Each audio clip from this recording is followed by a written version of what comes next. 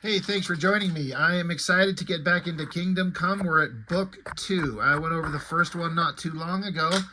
And the basic premise, I mean, everyone who's part of this channel has probably read these books. You all know it. But the basic idea is that in the future of the DC universe, um, basically the good, honorable, noble superhero has taken a back seat and or just specifically left the public world and left the world in the hands of the more violent, aggressive, quote unquote, modern superheroes. And things have gotten really bad where the heroes are just fighting villains just for the sake of fighting, and no one is doing the good, moral, right thing, and defending the defenseless or protecting the weak. All the things that the classic superheroes were always built on doing. And so the world has become kind of a nightmare.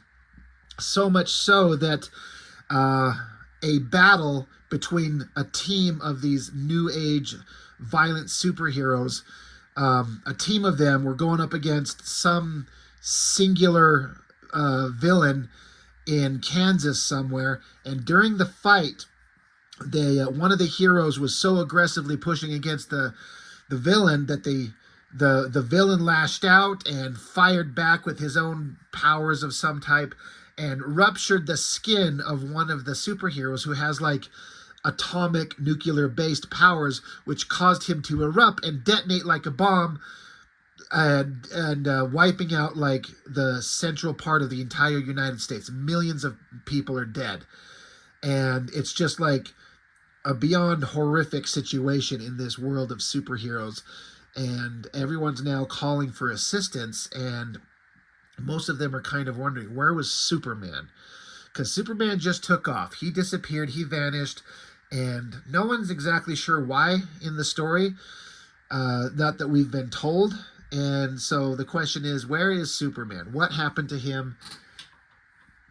And is he going to come back? And in the first issue, Wonder Woman tracks him down and forces Superman to look at the real modern world once again and kind of guilt trips him into seeing what's going on and understanding that they need him back. And at the end of book 1, they had, again, superheroes versus supervillain just fighting and endangering lives. And Superman showed up right there at the end. He's back in the world, and he's ready to reassert his role as hero and protector of the world. But it comes with great kind of ominous warning that things are not going to be quite that simple.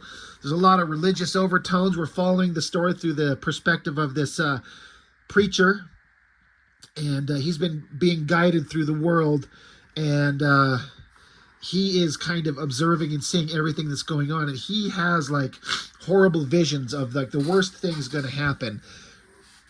And it's kind of a question of whether or not this is all going to come true. When I started collecting these way back, it was what, the late 90s when this come out. Like I've said before, I don't read that many DC comics at all, but I do know and appreciate and understand the basic DC characters. Of course, we all know Superman and Batman and Wonder Woman. So I was able to understand enough of it to really feel connected to the story. Like, out of any DC comic I've ever read, this is probably by far my favorite. So we start out with a big ominous shot of the superheroes coming through. I don't know if I even paid attention. It looks like it's the torch that the Statue of Liberty holds. I'm just kind of assuming that. But a flaming vision of the superheroes with prophetic scripture quotes, I think it is. And I saw 7 angels which stood before God. And another angel came and stood at the altar having a golden, etc., etc., etc. Kind of ominous and foreboding. So we're back with Norman, and he's hanging out with, what's his name here, that's guiding him through the world. And, the Statue of Liberty and the torch that she carries, because we cut to the scene here where the Statue of Liberty is under repairs. It's funny because there's a spray painting on it here that says Lobo was here, which is kind of a weird little random thing. But there's a team of the Americommandos, big patriotic-based kind of soldiers that it's I was reading this page here just before I started recording, and the kind of irony of the stuff that's being talked about here. This guy, who's the leader of this group, he's like, "This is my country. For years, the Americommandos and his Minutemen have protected the U.S. from foreign threats, only to have overlooked the most insidious menace of all, the poor, tired, huddled masses camping on our shores, begging citizenship. You immigrants dare expect sanctuary? America's not as big as it used to be, for God's sake. Kansas is gone. We can't house you now, we can't even feed you now, but still you force yourselves on us. Well, no more. Today the Americommando declares war on the wretched refuse. At the command of the Brain Trust, my Minutemen will clean America's shores." So, obviously, this subject is something that's very much a hot political conversation going on right now. But it's interesting that this is something that's being discussed. This is the 90s, so 3 decades ago. It's always been part of the conversation in some varying degree. But so they're there just literally shoving people into the ocean. And then the Americommandos get attacked by, I don't know if it says who these other 3 guys are. There's a red, white, and blue weird armored soldiers like parachuting in. But anyway, now they're fighting amongst each other. The problem being that now these heroes are fighting amongst each other and innocent bystanders are getting killed. So Norman's freaking out and we're like, we need help. Somebody should do something. We get this beautiful splash page of the Justice League coming in. And it's looking really fantastic. So we see Superman, Wonder Woman, Green Lantern. I love this Green Lantern version dressed like a knight of the round table. And I love this like manifested green giant sword. That's really neat. So you got the Flash, Power Girl, Hawkman, and I think this is supposed to be like one of the versions of the character the Ray, I believe. But yeah, Superman and his team show up. This is the first time we see this really great redesign of the Superman S shield that Alex Ross has come up with. I really like it. I don't like that they've adapted this into other modern movies because I would love to see Kingdom Come made into a movie. This thing should be just adapted exactly, and this thing would work fantastically. And this is the symbol this version of Superman is supposed to be wearing. I don't like that they put it in other versions of Superman where it's like, yeah, you just kind of took that awesome design, but you didn't make something as awesome as this book. So Superman shows up, him and his heroes, and they just dispatch these guys easy. Like Superman just rips this soldier's armor just right off him, just not even a problem. Green Lantern, and the Flash, they're like protecting people, getting them out of the water, saving lives, and then we get these. I think they said over here the Brain Trust, by command of the Brain Trust. I think that's supposed to be these 2 guys. No idea who they are. But their brains are linked, and so I guess they have mental command abilities to control people. So while they're trying to get control over their people, and they're frustrated that their group is losing because of the Justice League showing up, they get smacked in the head by some kind of device, knocking them out, and we get Robin, right? Kind of a more Batman-type outfit, like heavy leather. It looks really cool. Like, all he needs are the pointy ears. And he's just Batman, basically. I do believe this is supposed to be Dick Grayson. But yeah, so he snuck up in there, saved him. So, they got their kind of Batman character. The fight goes on. Lasers are blasting up, knocking and blowing off the arm of the Statue of Liberty. It's falling. Wonder Woman grabs onto it with her lasso and stops it, just displaying the heroics and the strength of these characters. It's really well done. I really like this shot where Superman is helping reseal the severed arm. And I'm going to bring it up close. That shot of Superman with the glow of the lasers in his eye that you can't really see except for the glow in his eyes, but then the smoke coming off the structure that he's kind of resealing it with his eye lasers. That's really cool.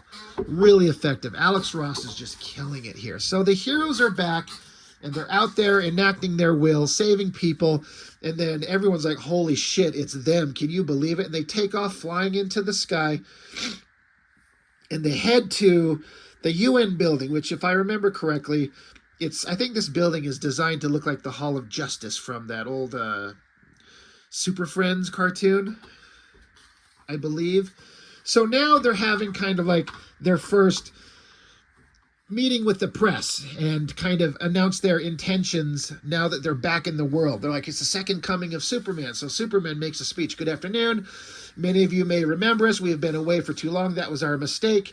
In our absence, a new breed of metahumans has arisen, a vast phalanx of self-styled heroes unwilling to preserve life or defend the defenseless, a legion of vigilantes who have perverted their great powers, who have forsworn their responsibilities due them. We have returned to teach them the meaning of truth and justice. Together we will guide this new breed with wisdom and, if necessary, with force. Above all, we will restore order. We will make things right again. So, pretty definitive. And, the reporters are asking, will there be others? And they say, our ranks will grow. Another reporter asked, are you prepared to shut down those who don't honor your principles? And Superman says, I don't anticipate anyone acting without our sanction. And so this reporter says, anyone? Would that include Magog? Superman, are you truly prepared to confront Magog in light of what has happened before? And Superman's just kind of quiet, just silently quiet. He doesn't answer that. And Wonder Woman kind of steps in. She's like, Magog will be dealt with if he surfaces, given the consequences of his actions in Kansas. That seems unlikely.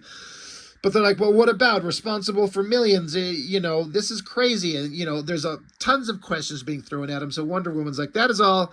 All right, it's time for us to get out of here. And the heroes leave. And then we cut to a scene inside a boardroom with a guy saying, ladies and gentlemen of the delegation, is anyone here delighted what we've just heard? No? Why should I not be surprised? So a group of characters, they don't look like a bunch of good guys. So, as the page flips over, Norman is there, and they're like, they can say like, there's fear in the room, and they're like, no, it's a validation of fear. Long have these mortals suspected that they are no longer the captains of humanity's destiny, and their suspicions have just been confirmed. So, all these like government folks are kind of acknowledging that humans don't control or have say over the world anymore, and it's frightening, and it would be. I mean, each scenario, the way that the vigilantes are running the world, it's that one's frightening, but then Superman showing up saying he's going to put an end to everything by force if necessary, that's frightening. So then we cut back to Superman descending on a mansion that's exploded, just detonated from the inside, and Superman's grabbing a clock and just snapping it off to the side. I think there's supposed to be some kind of a symbolism with the clock time, like just right before midnight. I wonder if that's supposed to be like a doomsday clock kind of thing. But Superman, he's at Wayne Manor, and it's been blown up. I love this shot as Superman descends down the stairs. He's just calmly, and it just feels like silently, obviously, but I don't know, I can feel the silence as he just floats down. He doesn't walk down it, he floats down. And he's like, Bruce, I know you're down here, you can't hide from me. So you get the Batcave with all the kind of mostly standard things that we've come to expect. There's the dinosaur, there's the giant weird penny thing. And a voice says, I bow to your superior wisdom. So we get Batman. Here's Bruce Wayne. And it's an interesting thing. It makes sense that he's in some kind of like physical endoskeleton for a guy like Batman, whose body has been through so much damage through all the things that he's done in his life. He needs physical assistance because he just wouldn't be able to keep up at the level that he would need to, considering that just his human body couldn't take it. So there's Bruce Wayne, and Bruce keeps referring to Superman as Clark. And Superman says, don't call me Clark. what happened to the manor? And Batman says, once my identity got exposed, Bane and Two-Faced happened to it. Doesn't matter. I have everything I need but down here. He says, it's not like anyone ever intrudes on me. That hardly ever happens, Clark. Still, Superman says, oh, that's right. Someone told me your knights became free once genocide blew up Arkham Asylum and everyone in it. So Batman says, not to mention Belle Reve Prison and Blackgate, not an action I'd condone, but tell me the thought of it doesn't give your invulnerable skin a little tingle. So I'm wondering if they're trying to imply that Batman's saying, like, I would never do that, but it's done. Maybe it's just kind of for the best. Superman's like, I don't have that dark of a side. And Batman's like, well, tell that to your tailor. Black is a new look for you. And then while they're all doing this, Batman is like watching all his computer consoles, and he's got robotic drones maintaining vigilance over Gotham, and he's just kind of guiding them. And Superman says, you know, Batman says that I'm busy. You're like, you need to leave. And Superman's like, are you too busy to help save the world? And Batman's like, dude, are you trying to tell me there's a crisis going in the world? Where have you been? There's been a crisis going on forever. Like, this is stupid. Why are you acting like this is news?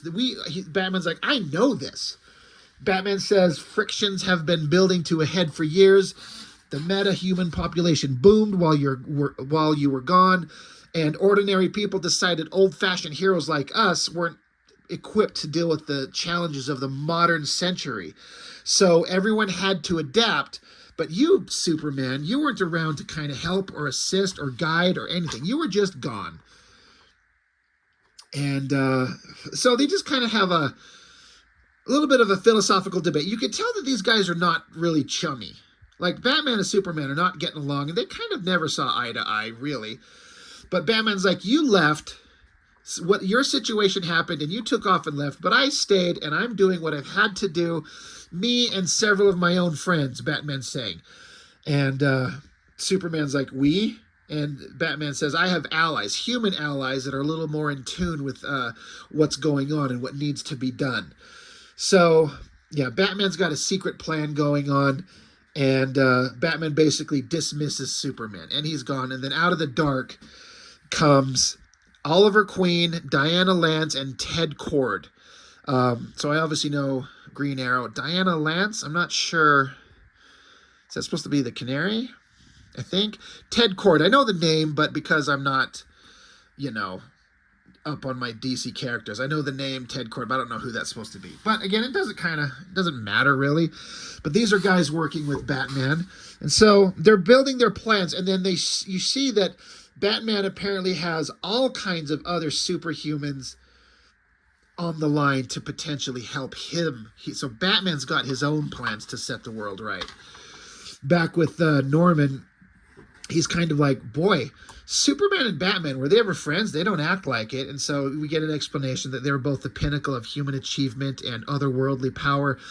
And but, you know, times have changed. And they even go back to Wonder Woman. And it's saying, like Superman, a paradox. Eternal princess of the Amazon, she is both ambassador of peace and master of warfare. Of all Superman's lieutenants, she is the one who bears watching the most closely. I thought that was really interesting, because when I think of Wonder Woman, I just think of, she's just kind of like Superman at her core, where she's just such a beacon of light and good. But they're reminding us that she comes from a race of Amazonian warriors, and she can really turn on the violence when she needs to.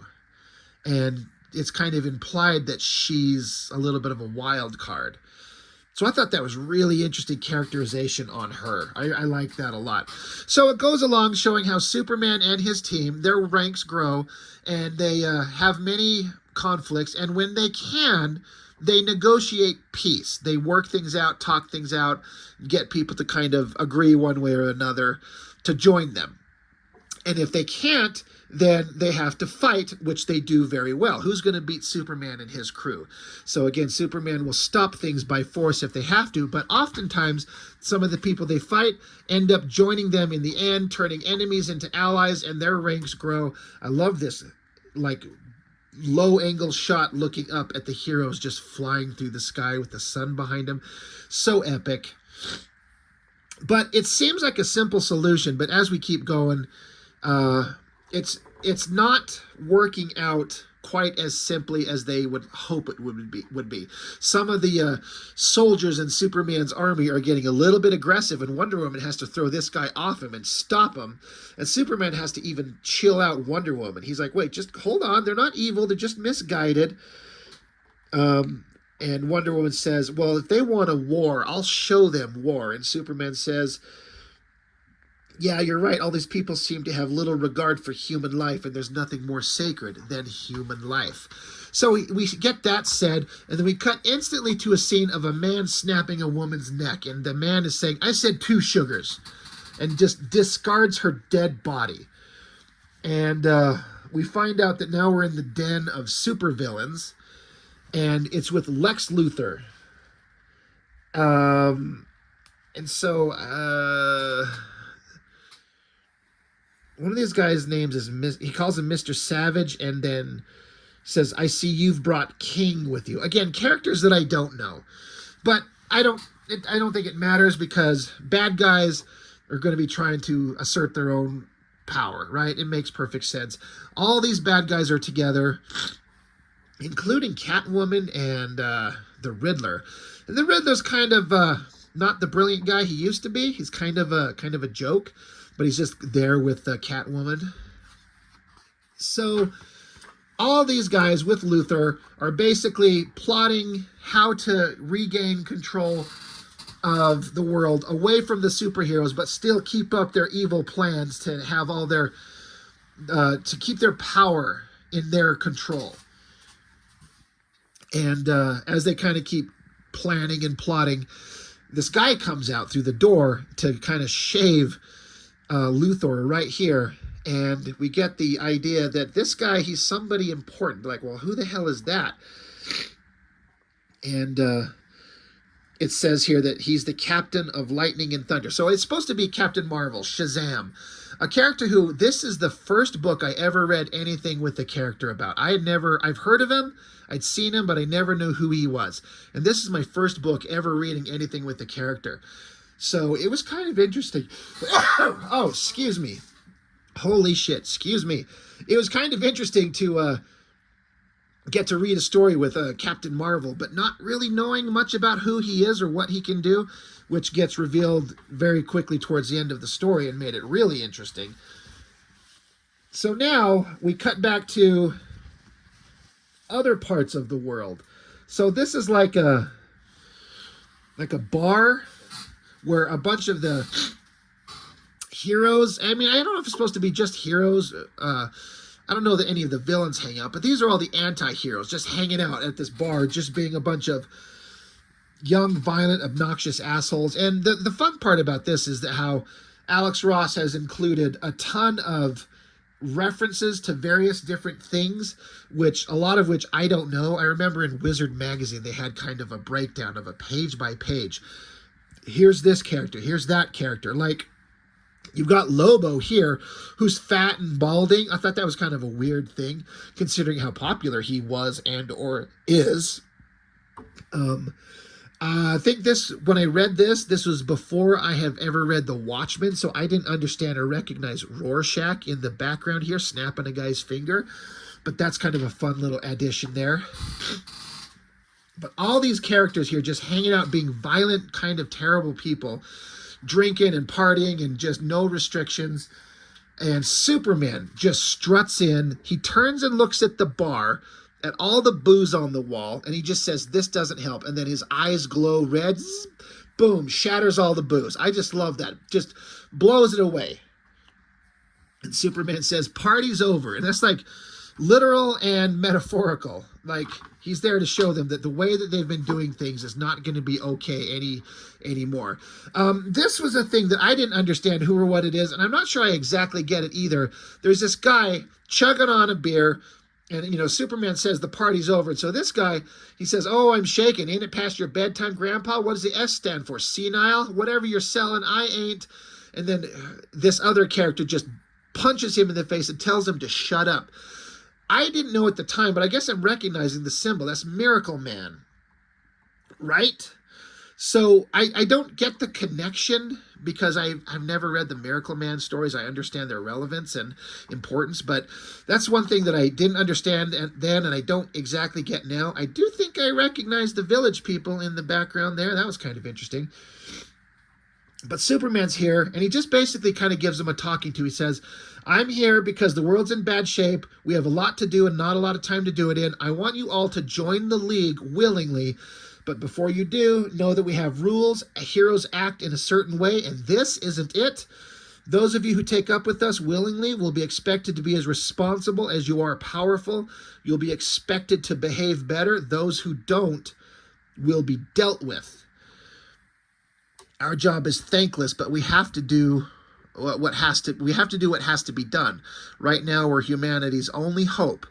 Be heroes. And Superman walks off. So everyone's just kind of left quietly, silently staring like, holy shit, did that just happen? And there's a bunch of conversations between people like, oh my God, he was here. How did he find us? And this one girl's saying, are you in? And this other girl's saying, I feel like I was just asked to become the 13th disciple. What do you think? And this girl says, I thought my dad was full of crap for being drafted by that guy, but now, God, I'd follow that man into apocalypse. He's right, you know, the League knows the way. Well, so while they're all kind of like, at least some of them, like think this is actually a great idea, and they feel inspired to join, a green arrow slams into the wall. There he is, and he says, all right, you've heard Big Blue's pitch. Now we get the democratic response. So then it cuts back to the Green Lantern's space station headquarters. That's like, I guess, the Justice League headquarters. And all the characters that have joined up. And, you know, they all feel like they're doing the right thing. And it's all going in the right direction. But again, Norman, who's observing everything, he's just like, this isn't going the way that they think it is. It's not going that well. So it cuts to more battles that they keep having, more fighting. And they just have to fight harder and work harder. Like, people are not giving up as quickly as they hope that they would. Like, it's not going as good as they want. It's difficult. And this is something that Superman starts discussing with Wonder Woman here. Well, they're also having a conversation. Some of the heroes are like, you know, out of all these characters, all these vigilantes that are out there, Magog is the one that's most important because he's the one who led the team of heroes against the one villain that resulted in the detonation that blew up in Kansas and killed millions of people. And they're like, why haven't we found him? Because if Superman was really looking for him, no one should be able to hide from him. So they're like, why is Superman avoiding this? So we cut back to the aftermath of a battle, and Superman saying to Wonder Woman, he's like, it's not supposed to be this way. And she's like, what do you mean? He says, we shouldn't have to fight this hard. And Superman saying, we keep ending up with more captives than converts. And what do we do with those who refuse to see the light? And Wonder Woman says, I have a suggestion. Come with me. So they're like, we have more prisoners than we know what to do with, but where are we supposed to put them? This is kind of a problem. We don't know what we're going to do with them. And Wonder Woman says, I got an idea. So now they end up in Atlantis, under the water, with Aquaman. He just called himself King Arthur, basically. And they ask if they can store the captured villains somewhere under the ocean. And Superman didn't know Wonder Woman was going to ask that. He's like, wait, what? That's what we're doing here? And Arthur's like, dude, don't insult me by acting disingenuous, Superman. We're used to being burdened with the surface world's refuse. But permission is denied. Like, no, you can't do that. And they're like, wait, what?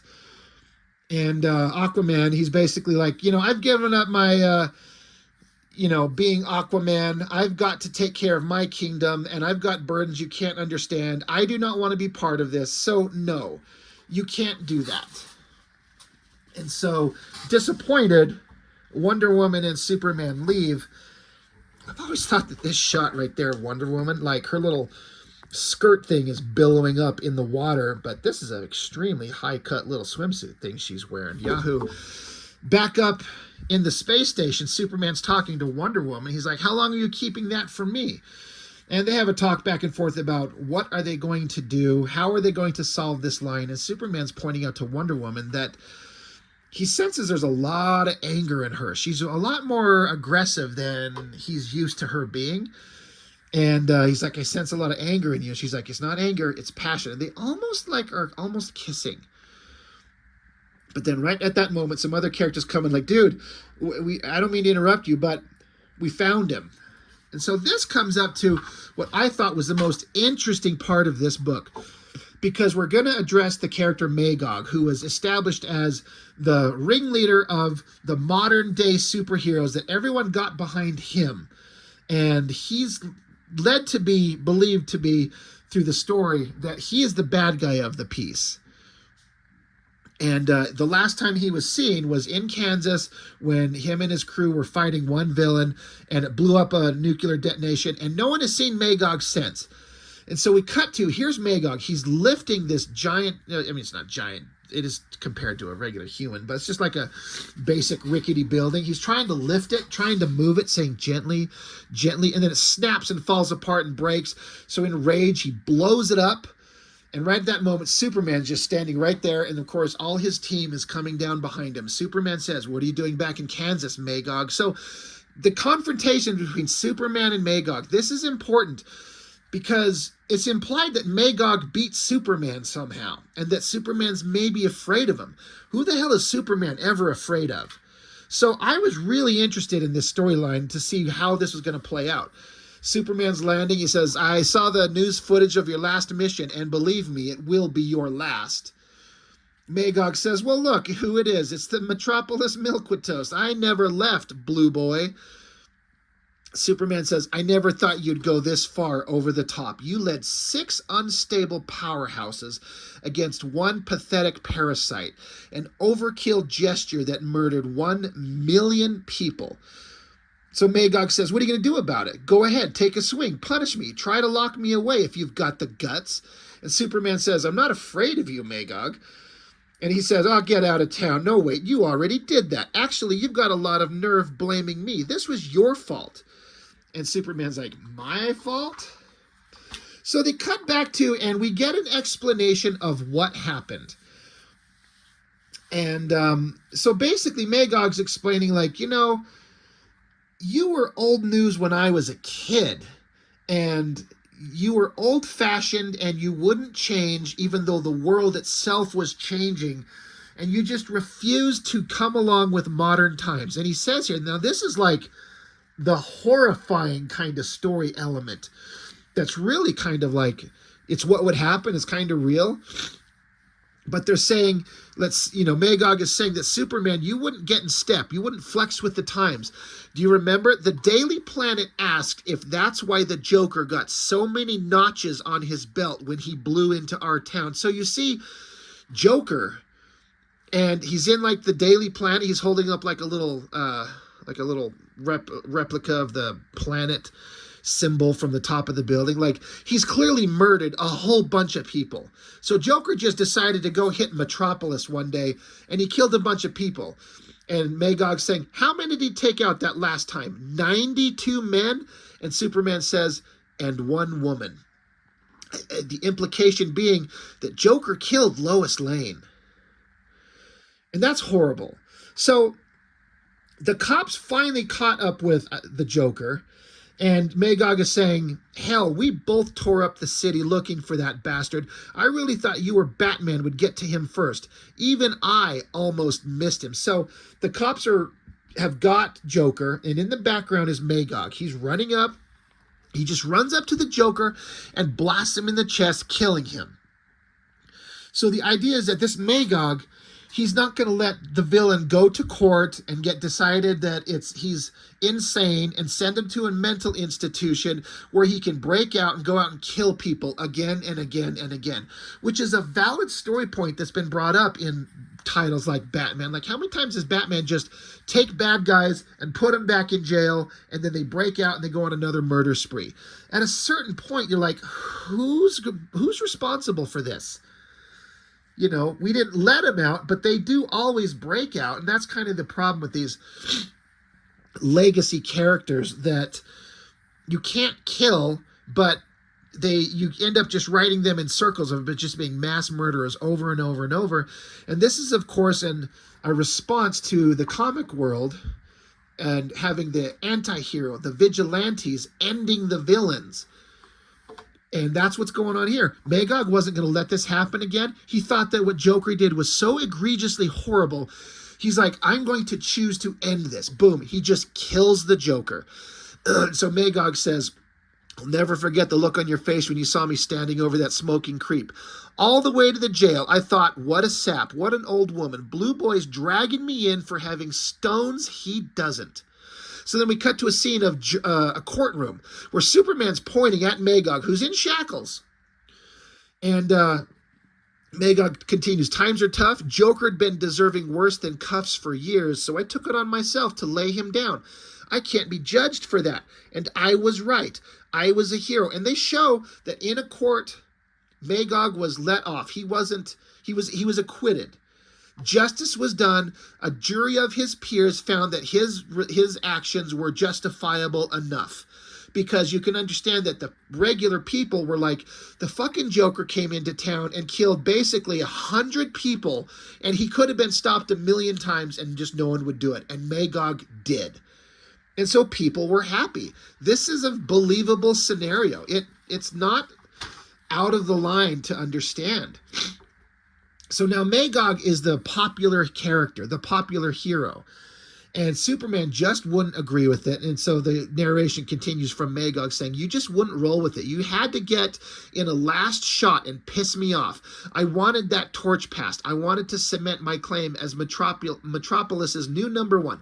I asked for a title bout between you and me, and I won by default. You flew off with your cape between your legs. And so Superman, having seen what the world has become, and he was so disillusioned, presumably also with, I think, the death of Lois Lane, he just leaves. This is why Superman left. He just lost faith. He lost heart. So now this is the first time Superman and Magog are facing off in all that time. Magog continues, I never got a piece of you, and now you're here right now, right where I want you. Wonder Woman standing here, putting her arms out, holding all the other characters back. And Magog turns and looks behind him and sees the destruction that's there.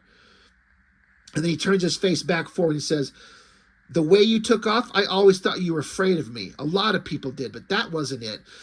You were afraid that I was the man of tomorrow, and you were too afraid of the future I represented. So what I like about this, it's extremely obvious, and I'm certain I saw in an interview that Alex Ross said exactly this. This Magog is designed visually and kind of to a point, a small degree. The character is designed directly off Rob Liefeld's Cable. This is Cable from X-Force in Marvel Comics. He's got a metal arm. He's even got a fucking scar over his eye. Just look, this is Cable. It gets even more so obvious. Kind of the pinnacle of the modern day vigilante superheroes. And because Cable is at the time was like the most popular new one. So they're taking this story, Mark Waid and Alex Ross, and pitting those ideas against each other. Does the classic superhero mindset work versus the vigilante hero? And Magog's like, you're just afraid of me. You're afraid that I was what the future would represent. And Magog points to the death and destruction behind him. He says, look around you. This is what I represent. And Superman says, you must be proud. Magog's just like, proud? Proud? So he gets out his weird staff thing and blasts Superman, just shoots at him, hits him with everything he's got. All the superheroes kind of look in shock, and Superman's just standing there. His cape is vaporized, but that's it. He's standing there smoking. And Magog's just saying, proud to be the man of tomorrow. So Magog falls to his knees. He takes off his weird ram horn helmet thing. He's like, your fault, you bastard. The world changed, but you wouldn't. So they chose me. They chose the man who would kill over the man who wouldn't. And now they're dead. So Magog is instantly like, he feels remorse and regret. He feels bad. He recognizes that what he was doing caused the death of tons of people, and it's his fault. So it's profoundly fascinating to me that he's literally on his knees and without saying it, begging for forgiveness. And look, now that he's got his helmet off, to just reinforce the Cable thing, like, look, he's got the receding hairline, the scar over his eye, the robotic arm, and just imagining that this is Cable, and he's ashamed for what his actions have done in this world.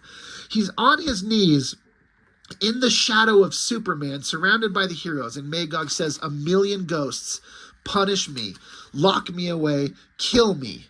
Just make the ghosts go away." So his conscience is tortured. He feels awful.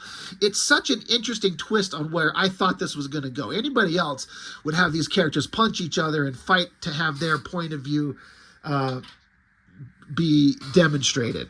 So Superman just quietly looks as Wonder Woman puts her hand on his shoulder, and Superman says, "We are at war." And Wonder Woman, with a look of shock, takes her hand off his shoulders. So we cut to some time later. It says, "Time folds, and a new structure risen from the ash fields in Kansas, an invention of necessity, a stronghold of justice." So in the area that was blown up in Kansas, they're building, it doesn't say it yet, but we will obviously understand what it is. They're building a prison for all the superhumans, heroes or villains, who will not calm their ways. And that's what's being built here. And then we cut back to Lex Luthor and all the bad guys. And like, do you see what's going on? Do you see how the superhumans are taking control of everything? We have to assert control, and then we cut to and see that Batman himself has shown up and presumably is joining forces with Lex Luthor. Batman, Bruce Wayne, and all his resources and his brilliance. He's like, we agree as human beings that these superhumans are taking over everything. We don't like this. We don't agree with this. So, hey, Luthor, I'm joining forces with you. And it ends right there. So, is Batman a traitor? I mean, come on, it's Batman. But I think the story is incredibly interesting. And this resolution with Magog I found infinitely fascinating. You kind of have sympathy for the guy a little bit. He understands that all his choices he made were wrong. He's a tortured soul. He's begging for death or something, for anything to shut up the voices that are torturing him. It's really interesting. And so this is just issue 2. Things are building to a head, and it's just going to get worse. So Kingdom Come, issue 2. I find it immensely interesting. I've always enjoyed it a lot, and it's fun to kind of revisit it here. So I would love to know what any of you think who have read this, and what did you think of it at the time? Did you like it? Did you enjoy it? Are there any points that I'm kind of missing? Issue 2 of Kingdom Come. Great stuff. Can't wait to get into more of it. Thank you for watching. I really appreciate it as always, and I will see you on the next one.